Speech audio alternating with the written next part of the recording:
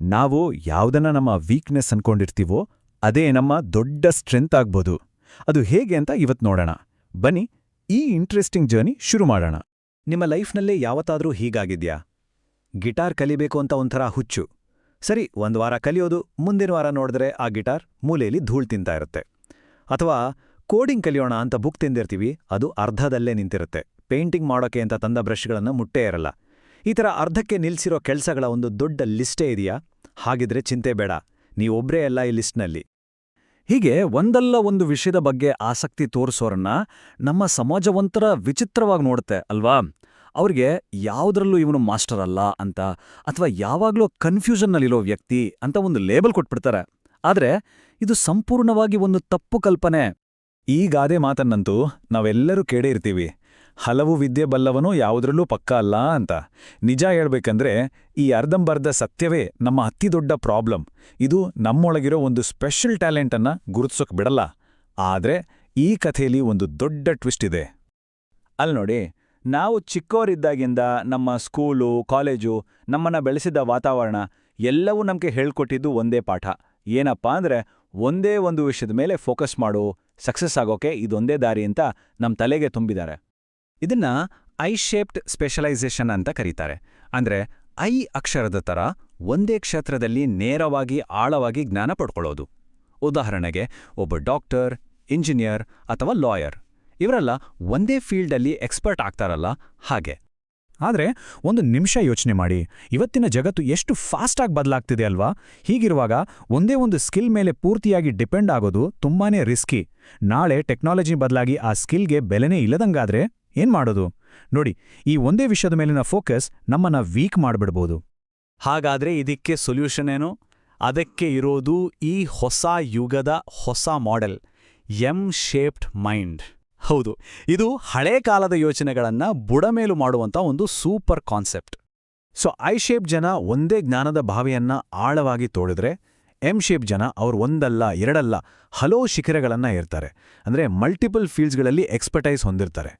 ಇದರಿಂದ ಏನಾಡುತ್ತಂದ್ರೆ ಯಾವುದೇ ಚೇಂಜ್ ಬಂದರೂ ಅವ್ರು ಹೆದರಲ್ಲ, ಬದಲಾಗಿ ಅದಕ್ಕೆ ಈಸಿಯಾಗಿ ಅಡಾಪ್ಟ್ ಆಗ್ತಾರೆ, ತುಂಬ ರೆಸಿಲಿಯೆಂಟ್ ಆಗಿರ್ತಾರೆ. ಓಕೆ, ಹಾಗಾದ್ರೆ ಈ ಎಂ ಶೇಪ್ಡ್ ಮೈಂಡನ್ನು ಬೆಳೆಸ್ಕೊಳ್ಳೋದು ಹೇಗೆ? ಇದರ ಪ್ರೋಸೆಸ್ಗೆ ಸೀರಿಯಲ್ ಮಾಸ್ಟ್ರಿ ಅಂತಾರೆ. ಅಂದರೆ ಸಿಂಪಲ್ ಆಗಿ ಹೇಳೋದಾದ್ರೆ, ಮೊದಲು ಒಂದು ಫೀಲ್ಡಲ್ಲಿ ಹೈ ಲೆವೆಲ್ ಸ್ಕಿಲ್ ಗಳಿಸೋದು, ಅದರಲ್ಲಿ ಮಾಸ್ಟರ್ ಆದಮೇಲೆ ಕಂಪ್ಲೀಟಾಗಿ ಬೇರೆ ಫೀಲ್ಡ್ ಕಡೆ ಗಮನ ಕೊಟ್ಟು ಅದರಲ್ಲೂ ಮಾಸ್ಟ್ರಿ ಮಾಡೋದು, ಆಮೇಲೆ ಮತ್ತೊಂದು, ಹೀಗೆ ಒಂದರ ನಂತರ ಒಂದರಂತೆ ಸ್ಕಿಲ್ಸ್ ಕಲಿಯೋದು. ಇಲ್ಲೇ ಸಾಮಾನ್ಯ ಇಂಟ್ರೆಸ್ಟಿಂಗ್ ವಿಷಯ, ಈ ಎಂ ಶೇಪ್ಡ್ ಜನರಲ್ಲಿ ಒಂದು ಸೀಕ್ರೆಟ್ ಸೂಪರ್ ಪವರ್ ಇರುತ್ತೆ. ಇದು ಬೇರೆಯವರಲ್ಲಿ ಅಷ್ಟು ಸುಲಭವಾಗಿ ಕಾಣಿಸಲ್ಲ. ಅದೇನಂದ್ರೆ ಫಾರ್ ಟ್ರಾನ್ಸ್ಫರ್. ಅಂದ್ರೆ ಒಂದು ಫೀಲ್ಡಲ್ಲಿ ಕಲಿತ ಜ್ಞಾನವನ್ನ ಇನ್ನೊಂದು ಫೀಲ್ಡ್ಗೆ ಟ್ರಾನ್ಸ್ಫರ್ ಮಾಡೋ ಪವರ್. ಸೈಕಾಲಜಿಯಲ್ಲಿ ಫಾರ್ ಟ್ರಾನ್ಸ್ಫರ್ ಅಂದ್ರೆ ಒಂದು ಕಾಂಟೆಕ್ಸ್ಟ್ನಲ್ಲಿ ಕಲಿತ ಜ್ಞಾನ ಅಥವಾ ಸ್ಕಿಲ್ ಅನ್ನ ಅದಕ್ಕೆ ಸಂಬಂಧವೇ ಇಲ್ಲದ ಕಂಪ್ಲೀಟಾಗಿ ಬೇರೆ ಇರೋ ಇನ್ನೊಂದು ಡೊಮೇನ್ಗೆ ಅಪ್ಲೈ ಮಾಡೋ ಎಬಿಲಿಟಿ. ಇದು ತುಂಬಾ ರೇರ್ ಮತ್ತು ತುಂಬಾನೇ ವ್ಯಾಲ್ಯೂಯಬಲ್ ಸ್ಕಿಲ್. ನಂಬ್ತಿರೋ ಇಲ್ವೋ, ಪ್ರಪಂಚದ ದೊಡ್ಡ ದೊಡ್ಡ ಬ್ರೇಕ್ ಥ್ರೂಗಳಿಗೆ, ಇನೋವೇಷನ್ಸ್ಗೆ ಕಾರಣವೇ ಈ ಎಬಿಲಿಟಿ. ಸಂಬಂಧನೇ ಇಲ್ಲ ಅಂತ ಅನ್ಸೋ ಎರಡೂ ಫೀಲ್ಡ್ಗಳನ್ನ ಕನೆಕ್ಟ್ ಮಾಡಿ ಏನಾದರೂ ಹೊಸದನ್ನು ಸೃಷ್ಟಿ ಮಾಡೋ ಪವರ್ ಇದು. ಇನೋವೇಷನ್ ಹುಟ್ಟೋದೇ ಇಲ್ಲಿಂದ. ಒಂದು ಸಿಂಪಲ್ ಎಕ್ಸಾಂಪಲ್ ತಗೊಳ್ಳೋಣ. ಒಬ್ಬ ವ್ಯಕ್ತಿ ಮೊದಲು ಸಾಫ್ಟ್ವೇರ್ ಇಂಜಿನಿಯರಿಂಗಲ್ಲಿ ಮಾಸ್ಟರ್ ಆಗ್ತಾನೆ, ಆಮೇಲೆ ಸ್ವಲ್ಪ ಟೈಮ್ ಫಾರ್ಮಿಂಗಲ್ಲಿ ಎಕ್ಸ್ಪೀರಿಯನ್ಸ್ ಪಡಿತಾನೆ. ಈಗ ನೋಡಿ ಮ್ಯಾಜಿಕ್, ತನ್ನ ಕೋಡಿಂಗ್ ಸ್ಕಿಲ್ಸ್ ಮತ್ತೆ ಫಾರ್ಮಿಂಗ್ ನಾಲೆಜ್ ಎರಡನ್ನೂ ಮಿಕ್ಸ್ ಮಾಡಿ ಒಂದು ಹೊಸ ಅಗ್ರಿಟೆಕ್ ಸಿಸ್ಟಮ್ ಅನ್ನ ಕಂಡುಹಿಡಿತಾನೆ. ಫಾರ್ ಟ್ರಾನ್ಸ್ಫರ್ ಹೇಗೆ ವರ್ಕ್ ಆಗತ್ತೆ ಅನ್ನೋಕೆ ಇದಕ್ಕಿಂತ ಒಳ್ಳೆ ಉದಾಹರಣೆ ಬೇಕಾ? ಅದಕ್ಕೆ ಎಂ ಶೇಪ್ಡ್ ಮೈಂಡ್ ಇರೋರು ಬರೀ ವರ್ಕರ್ಸ್ ಅಲ್ಲ, ಅವರು ಬೇರೆ ಬೇರೆ ನಾಲೆಜ್ ಪ್ರಪಂಚಗಳನ್ನು ಕನೆಕ್ಟ್ ಮಾಡೋ ಬ್ರಿಡ್ಜ್ಗಳು. ಅವರೇ ಹೊಸ ಹೊಸ ಐಡಿಯಾಗಳಿಗೆ ದಾರಿ ಮಾಡ್ಕೊಡೋರು. ಹಾಗಿದ್ರೆ ಈ ಗುಣ ನಿಮ್ಮಲ್ಲಿದ್ರೆ ಏನ್ ಮಾಡಬೇಕು? ನಿಮ್ಮ ಈ ಮಲ್ಟಿಪಲ್ ಇಂಟ್ರೆಸ್ಟ್ಗಳ ಬಗ್ಗೆ ಅಸಹ್ಯ ಪಡ್ಕೋಬೇಡಿ. ಬದಲಿಗೆ ಅದನ್ನ ಆಕ್ಸೆಪ್ಟ್ ಮಾಡ್ಕೊಂಡು ಮುಂದೆ ಹೋಗಕ್ಕೆ ಒಂದು ಹೊಸ ದಾರಿ ಇದೆ. ಲೈಫ್ ಪೂರ್ತಿ ಕನ್ಫ್ಯೂಸ್ ಆಗಿದೆ, ಎಲ್ಲೆಲ್ಲೋ ಕೈ ಹಾಕಿದ್ದೀನಿ ಅಂತ ನೋಡೋದನ್ನ ಮೊದಲು ಬಿಟ್ಬಿಡಿ.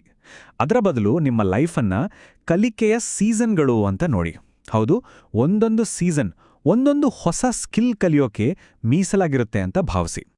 ಹೇಗಂದ್ರೆ, ಒಂದು ಸೀಸನ್ ಆರ್ಟ್ಗೋಸ್ಕರ, ಇನ್ನೊಂದು ಟೆಕ್ನಾಲಜಿಗೋಸ್ಕರ, ಆಮೇಲೆ ಒಂದು ಸೀಸನ್ ಕುಕಿಂಗ್ಗೋಸ್ಕರ, ಆಮೇಲೆ ಸೈನ್ಸ್ಗೋಸ್ಕರ. ಹೀಗೆ ಪ್ರತಿಯೊಂದು ಸೀಸನ್ ಕೂಡ ನಿಮ್ಮನ್ನ ಇನ್ನೂ ಸ್ಟ್ರಾಂಗ್ ಮಾಡುತ್ತೆ. ನೆನಪಿಡಿ, ಯಾವುದೂ ಕೂಡ ವೇಸ್ಟ್ ಆಗಲ್ಲ. ಸೊ ಇವಾಗ ಟೈಮ್ ಬಂದಿದೆ, ಸಮಾಜ ನಮ್ಗೆ ಹೇಳಿಕೊಟ್ಟ ಆ ಅರ್ಧಂಬರ್ಧ ಕಥೆನ ರಿಜೆಕ್ಟ್ ಮಾಡಕ್ಕೆ. ಆ ಹಳೆ ಗಾದೆ ಮಾತಿನ ಹಿಂದಿರೋ ಪೂರ್ತಿ ಸತ್ಯ ಏನು ಅಂತ ತಿಳ್ಕೊಳ್ಳೋಣ. ಆ ಫುಲ್ ಕೋಟ್ ಹೇಗಿದೆ? ಹಲವು ವಿದ್ಯೆ ಬಲ್ಲವನು ಯಾವುದ್ರಲ್ಲೂ ಮಾಸ್ಟರ್ ಅಲ್ಲ, ಆದ್ರೆ ಒಂದೇ ವಿಷಯದಲ್ಲಿ ಮಾಸ್ಟರ್ ಆಗಿರೋನ್ಗಿಂತ ಅವನು ಎಷ್ಟೋ ಪಾಲು ಬೆಟರ್. ಕೇಳಿದ್ರಾ? ಈ ಒಂದು ಲೈನು ಇಡೀ ಪರ್ಸ್ಪೆಕ್ಟಿವನ್ನೇ ಚೇಂಜ್ ಮಾಡುತ್ತೆ ಅಲ್ವಾ?